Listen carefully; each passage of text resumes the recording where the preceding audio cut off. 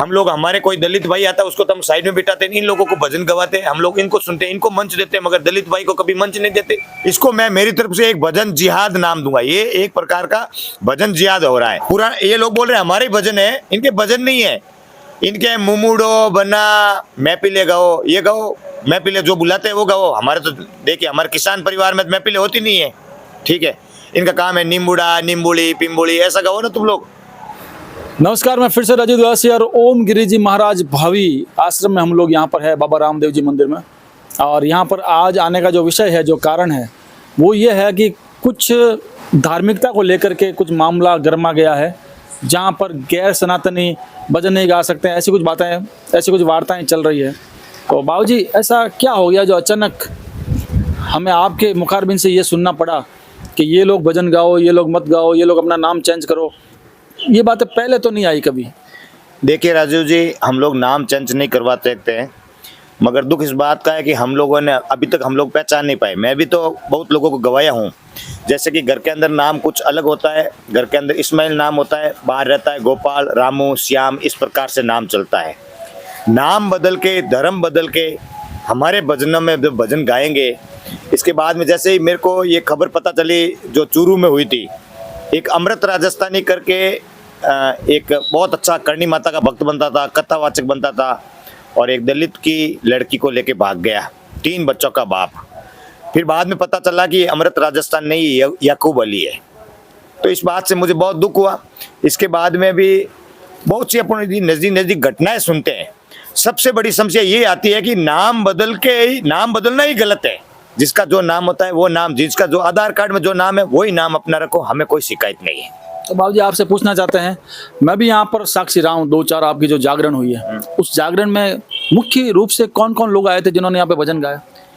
मेरे भी यहाँ पे देखिए, मैं न तो कभी हिंदू मुस्लिम किया ना कोई बात, मैंने सिर्फ इतना ही समझा कि भजन संध्या भाई भजन गा रहे हैं। मगर जैसे ही ये चूरू की घटना हुई, ये जालोर की घटना हुई, अभी बीच में एक कोई और एक फातिमा करके थी, वो उसका भी नाम कुछ दूसरा है, हम उनको नाम भी नहीं लेना चाहते वैसे। उसने भी वीर तेजो जी के भक्तों को, वीर तेजो जी हमारे यहाँ पे जो किसान कौम से जाट समाज आती है उनको गालियाँ वगैरह बोली। फिर बाद में पता चला कि ये तो कोई फातिमा है। बहुत दुख हुआ कि हमारे ही लोग, हमारे ही खा करके, हमारे देवी देवताओं का भजन सिर्फ ये लोग दुकान चलाने के लिए आते हैं, जबकि वो लोग कौन है? वो लोग कौन है उनको अभी आपने यहाँ पे बुलाया? हाँ, तो ये लोग भी इस्लाम धर्म अपना चुके हैं, ये इस्लाम धर्म से आते हैं। मुझे अभी पता चला, जैसे आपको पहले मालूम नहीं था? पहले बिल्कुल मालूम नहीं था। फिर ये बोलते वो तो आपके खास माने जाने वाले लोग हैं सारे। मेरे ख्याल से वो यहाँ पे सेवा में आए थे, आपके चरणों में सेवा भावी वो लोग हैं आपके। तो वो एक अचानक से समझ में नहीं आ रहा, जो आप ही के खास लोग जो आप आज यहाँ पर गाते थे, आपके यहाँ पर भजन गाते थे, वो लोग भी नाम छुपा के भले फिर ही गाना आवे, वो भी हमें पसंद नहीं, भले उल्टे पैसे दे दे तो उन्होंने क्या बोला? फिर आपको बोला होगा कि बाबूजी हम तो आपके खास है, हम यहाँ पे गाते थे, तो अचानक से क्या हो गया? नहीं, वो अभी भी वही बता रहे हैं भजन गा सकते हैं, मगर ये लोग मुस्लिम धर्म अपना रहे हैं जबरदस्ती। इनका नाम आधार कार्ड, मैं तो बोलता हूँ आप जो भी, मैं तो सब पूरे भारत के जितने भी सनातनी हैं उन सब भाइयों को बोलूँ, आप भजन जागरण में, आपके भजन जागरण में जो भी भजन गाने आता है उसका आधार कार्ड आप लोग जरूर चेक करें, क्योंकि इनके स्टेज के ऊपर नाम अलग होता है और आधार कार्ड के अंदर नाम अलग होता है। आपने इनका आधार कार्ड कब चेक किया? फिर मैं तो आधार कार्ड मांगता हूँ, आ जाओ आधार कार्ड बता दो। नहीं, इसके पहले जो लोग यहाँ पर भी गा रहे थे उनका आधार कार्ड आपने चेक नहीं किया था? बिल्कुल नहीं किया था, और ना मैंने ये कभी सोचा भी नहीं था कि ऐसा भी होता है।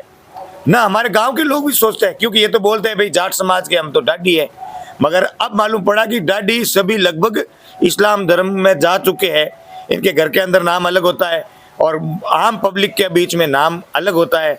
जैसे घर के अंदर अभी मैंने बोला, जैसे उस्मान होगा तो सोनू मोनू कुछ भी कर देंगे, ऐसे इस प्रकार से नमाज पढ़ते हैं। इनके बच्चे हैं वो मदरसाओं में जाते हैं। शायद ये कहना चाहते हैं बाबूजी ने जो बातें अभी जो बताई है, हिंदू नाम वो लोग यूज करते हैं जबकि उनके आधार कार्ड में मुस्लिम धर्म का नाम है, और वो लोग मदरसे में जाते होंगे, मस्जिदों में नमाज पढ़ते होंगे, यही बात आप कहना चाह रहे हैं? मेरे गांव के उदाहरण है, मेरे गांव में 1-2 जिनका नाम लेने की जरूरत नहीं है, उनके बच्चों का नाम, बाप का नाम कुछ अलग है, बच्चों का नाम है, उनके बच्चे यहाँ से स्कूल में से छुट्टी होने के बाद में मदरसा में पढ़ने जाते हैं, नमाज पढ़ने जाते हैं। और देखिए, ये धर्म के अंदर घुसपैठ है। मैं सिर्फ अपने धर्म के लिए घुसपैठ रोकने की हमेशा बात करूंगा, करता हूं और आगे भी करता रहूंगा। तो यहाँ पर एक बात निकल के आती है, बाबूजी ने जिन लोगों को यहाँ पर बुलाया था उनका नाम जो था वो हिंदू धर्म से रिलेटेड था। अब जैसे ही आपको मालूम चला तो उन लोगों से ही आपने लोहा ले लिया, भाई नहीं आप नाम चेंज करके अगर आना है तो। हाँ, मेरे तो हमेशा ही फायदा होता था, रोज 4-5 भजन गाते थे। मगर भजन गाने से क्या होता है, जैसे कि खुद मानते ही नहीं है, मानना खुद को भी चाहिए ना, तो खुद नहीं मानते भगवान को, हम कैसे उनको खाली पैसों के लिए, धन कमाने के लिए, घर चलाने के लिए सिर्फ इनको देवी देवता याद आस्था आते हैं। उनकी कुछ और है, आस्था है नहीं, हैं। हमारे देवी देवताओं के प्रति उनकी कोई आस्था ही नहीं है।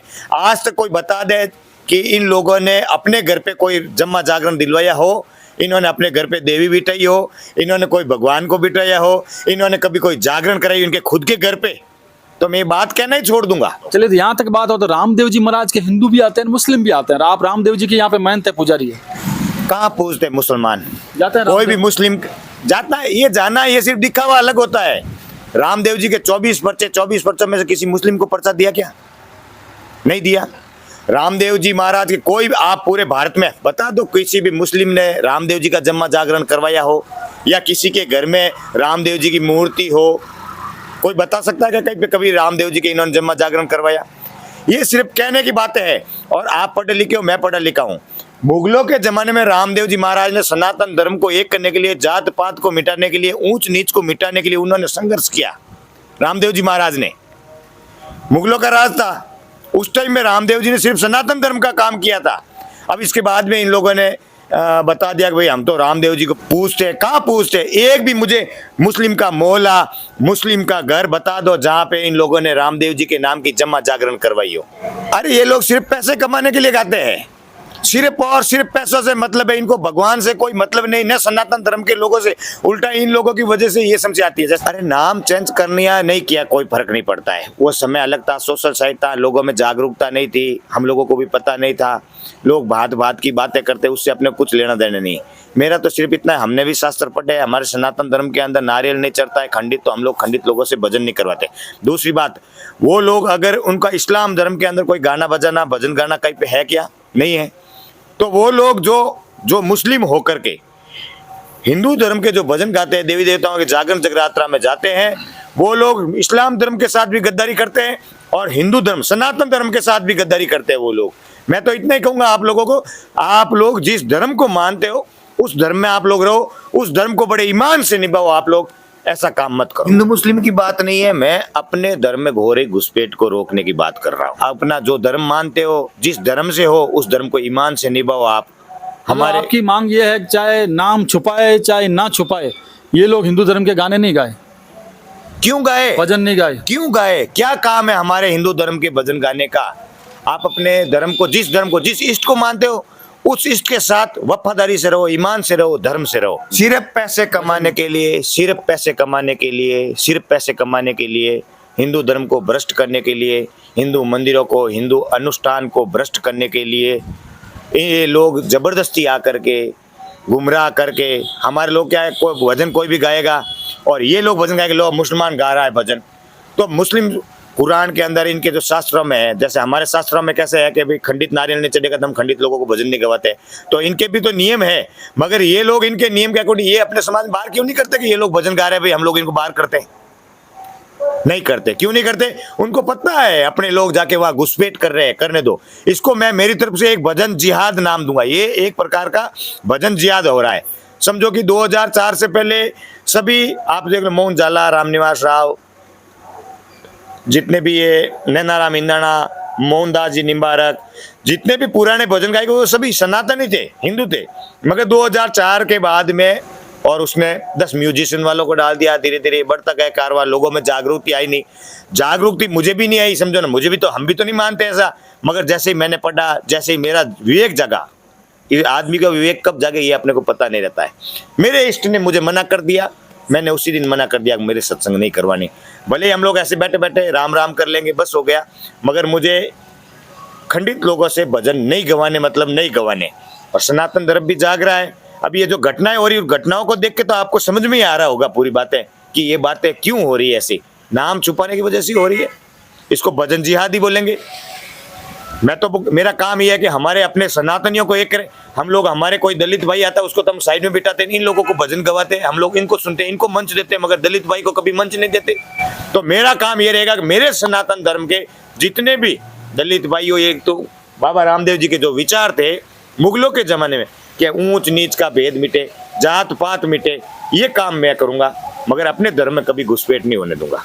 तो बाबूजी को आज हमने टटोलने की कोशिश की, आखिर आपके मन में क्या विचार चल रहे हैं बाबूजी? ऐसा कोई लॉ तो भी बना नहीं, कोई नियम, कोई कायदा, कानूनी दृष्टि से अगर देखा जाए तो ऐसा कुछ भी कोई बिल पास हुआ नहीं कि इन लोगों को रोका जाए। ये तो भारत एक धर्मनिरपेक्ष राज्य, उसके तहत चलता आ रहा मामला।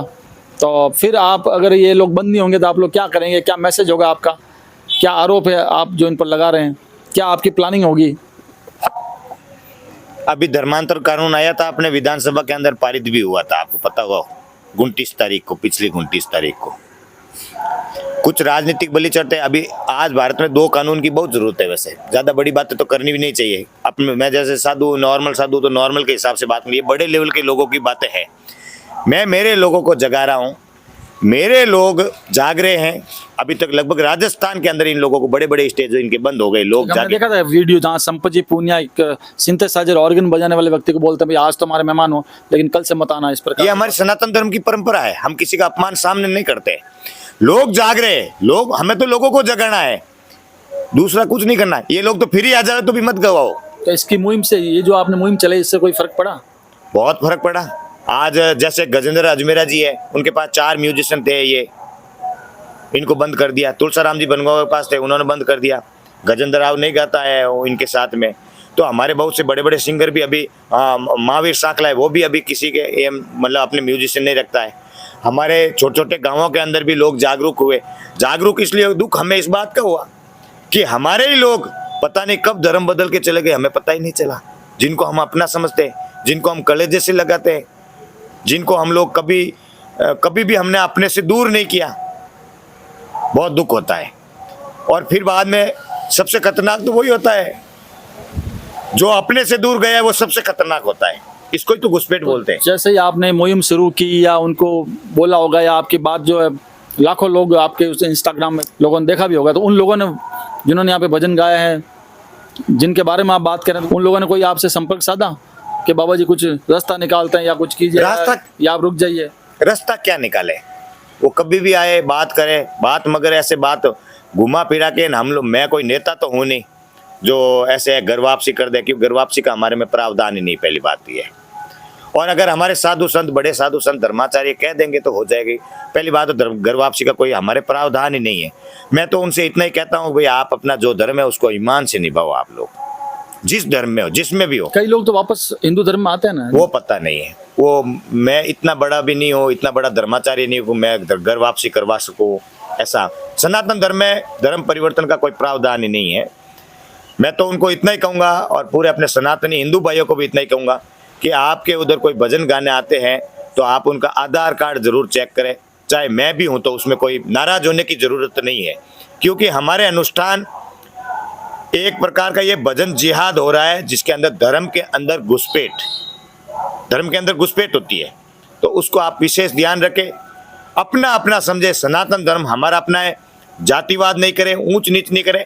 कोई भी अपना दलित भाई है वो भजन गाएगा तो चलेगा, मगर हमारे को गैर सनातनी भजन गाए हुए बिल्कुल नहीं चलेगा। बाबूजी ने खुले शब्दों में ये कहा है कि दलित भाई भी कोई भजन गाए तो हमें मंजूर है, लेकिन कोई गैर सनातनी व्यक्ति अगर भजन गाता है स्टेज पर तो आपको मंजूर नहीं है। इस प्रकार की बात आपने कही है। भजन जिहाद का आपने एक नाम दिया है कि भजन के जरिए जिहाद हो रहा है, जैसे लव जिहाद हो रहा है, उसी प्रकार से आपने भजन जिहाद का एक नाम नया दिया है। और ये राजस्थान के बाबूजी आप देख रहे हैं, ओम गिरी जी महाराज राजस्थान के ये बाबूजी हैं, भावी ग्राम में विराजते हैं। और पूरे भारतवर्ष में आपने एक बीड़ा उठाया है, आरोप लगा रहे हैं कि कहीं पर भी गैर सनातनी व्यक्ति को भजन नहीं गाने दिया जाए, उनका आधार कार्ड चेक करें और उनका बहिष्कार करें। आप बहिष्कार की बात कर रहे हैं कि जो भी हिंदू धर्म के लोग हैं वही हिंदू धर्म के गाने भजन गाए, इस प्रकार की बात आपने कही। अब देखना ये होगा इस बात को पूरी दुनिया किस प्रकार से लेती है, बहिष्कार करती है कि नहीं करती है।